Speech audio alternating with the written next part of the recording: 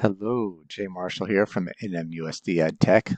Let's look at adding and sharing a personal collection in Schoology. A collection is like a container that stores courses, folders, files, and resources that you might want to use in your account.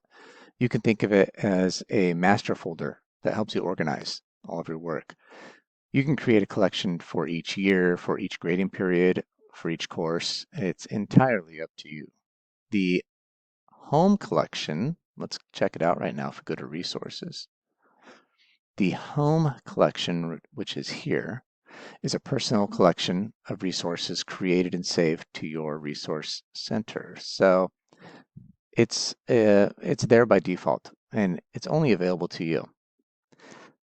To share collections of resources with other people, faculty, and connected users, you can create additional collections, and that's what we're going to do. By the way, in case you're wondering, connections offer a way to share with other educators on Schoology on an individual level. So it's a great way for educators to connect with other educators. They can be in the same organization or globally throughout Schoology. So if you have any buddies that work in a different school district, you can form connections and share that way. It's kind of cool. But for now, let's look at adding a collection because, like I said, this is the home. It's there for you by default. You'll see that I made a 2020-2021 collection right here already, and inside of it, I have some resources. But let's say I want to make a new one for a course. I can click the Add Collection button, give it a title. I'll call it, let's say that's the name of my course. And I'll put I guess I'll do this. And bingo, I just created a course. It's right here. It's empty. There's nothing in it, but I've created it. Now, at this point, I can add resources to it, like I've done here. Let's look at sharing a personal collection, though. You might choose to share your collection, excluding your home, of course, because we already talked about that. That cannot be shared. You can share a collection with other educators or connected users. So to do that, you simply click Share.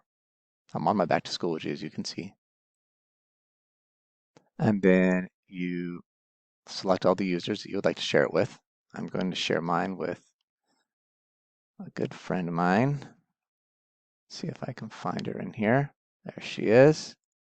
Her name's Melissa Price. And I can continue adding if I'd like to add more.